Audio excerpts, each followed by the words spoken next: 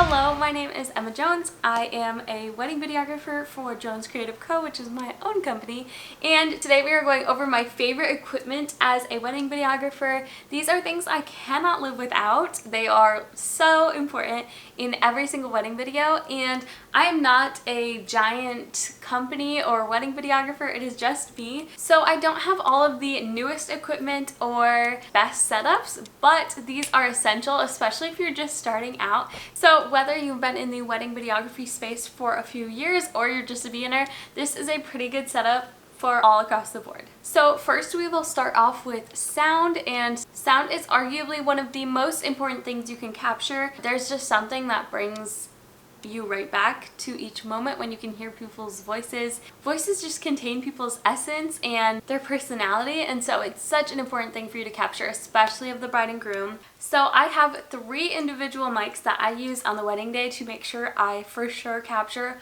all of the audio, and I think these are pretty standard across the board for everyone. I always have the Tascam DR10L on my groom as a lav mic.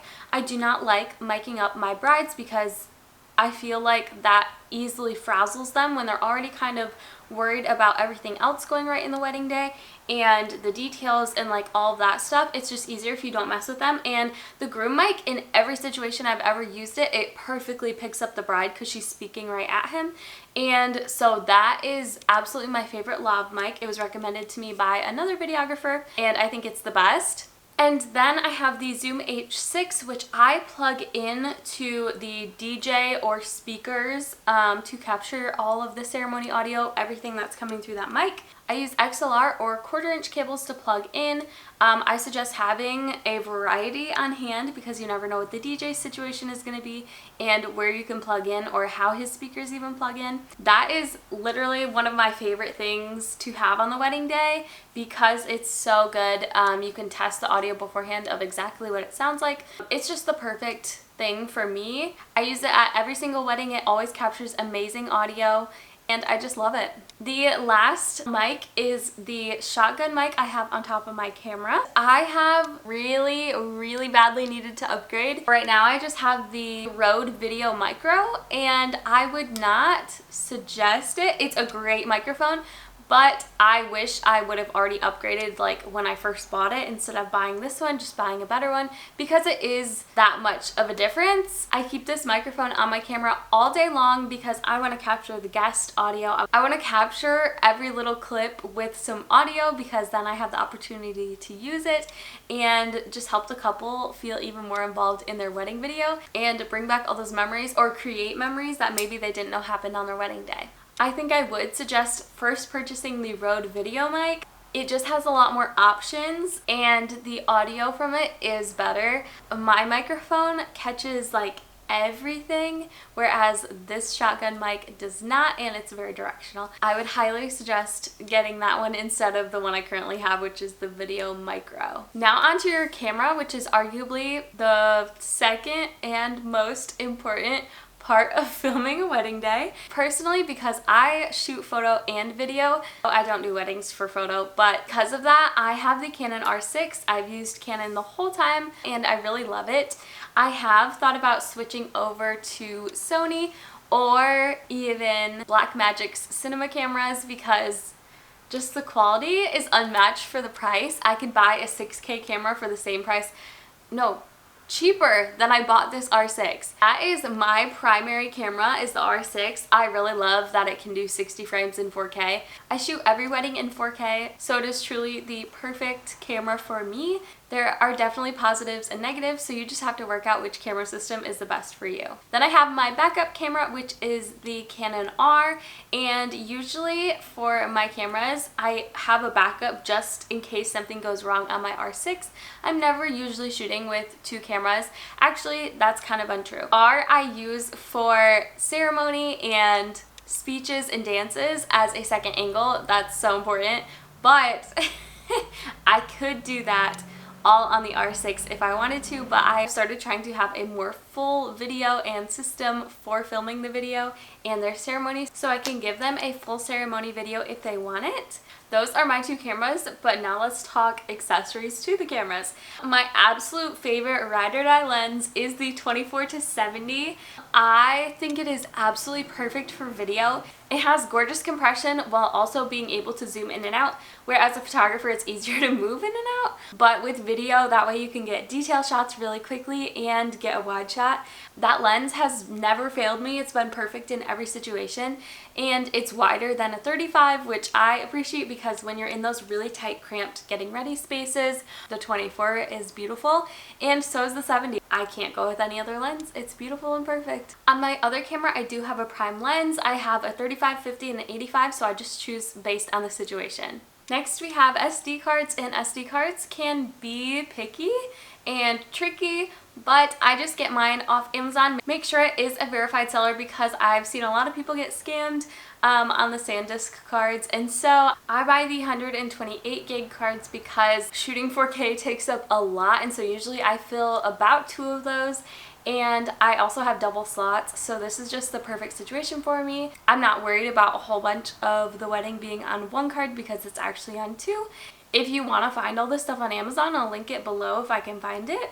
That is where I bought most of this, so if you need some gear help, it'll be down below. The next thing is a gear cage, and I don't really deck out my camera when I shoot. My screen is totally fine for viewing. I don't need a screen on top. I usually just have my microphone, and I do like a gear cage and a handle because it provides a little bit more stabilization. I just bought a gear cage that fits my camera. It's a SmallRig brand gear cage. Then I bought a SmallRig wooden handle mount for the side of it to attach to the gear cage, and that actually has a presser button on it, and so I can just start recording my videos with my hand already on the handle, already stabilized. That helps with stabilization. And then the very last thing I have actually attached to my camera is a camera strap, which actually I personally make. It's a wrist strap just for extra stabilization. I also like to be hands-free, and so I can just drop my camera on my strap when I need to and like adjust the bride's dress, like all that stuff, which also helps me with stabilization sometimes and just keeping hold of my camera because I will for sure drop my camera if I do not have something to hold on to it with. My wrist strap is my favorite, and I use that whether I'm shooting photo or video. The next thing is lighting, which again, an important factor, arguably one of the most important. I'm in situations all the time where the photographer can easily just throw on a flash and get the job done, but I cannot because I'm video. So my favorite thing to kind of match the photographer's flash and not ruin like the dance party vibe is the LumiCube Panel Pro. And I love that bad boy because at that point when everybody's dancing, I don't need a microphone anymore, so I just slide that into the hot shoe of my camera and it works so great. I definitely wish it was stronger, but it is blinding to look at, so I feel bad for everybody that I'm recording. So it definitely could be stronger, but it works super well for all of the occasions I need it in. You just have to get a little bit closer, which makes the dancing and fun more intimate and get better shots. So it kind of improves your videography as well. The next light I use is the newer CB150, and I can't find it selling online in too many places. They might have discontinued it, but I freaking love it. It is so good. I use it for the dances and the speeches, and the way it just lights everything is so good. It is all remote control. You can choose how strong you want it to be, which I have never used it at 100% strength because that would be insane. It is so bright. I love everything about this light. It's so easy, it's so light. And then I just also have a C-stand that I bought on Amazon that I pair it with. It is simple, easy, and perfect. I don't worry too much about a whole 3-point setup because I have the LumiCube on my camera and this light, but if you want more lighting, I would suggest buying either LumiCube panels and setting them up on C-stands or tripods, or purchasing the bigger, newer lights, which have changed the game for me and changed just about everything. They look incredible as backlight and they look incredible on the actual subject, so I love them both ways, and I will probably buy a whole bunch more of them because they're really good if I can find them. And last but not least, one of the most important things, again, it's crazy, it's like it's all important, is what I hold all my stuff in.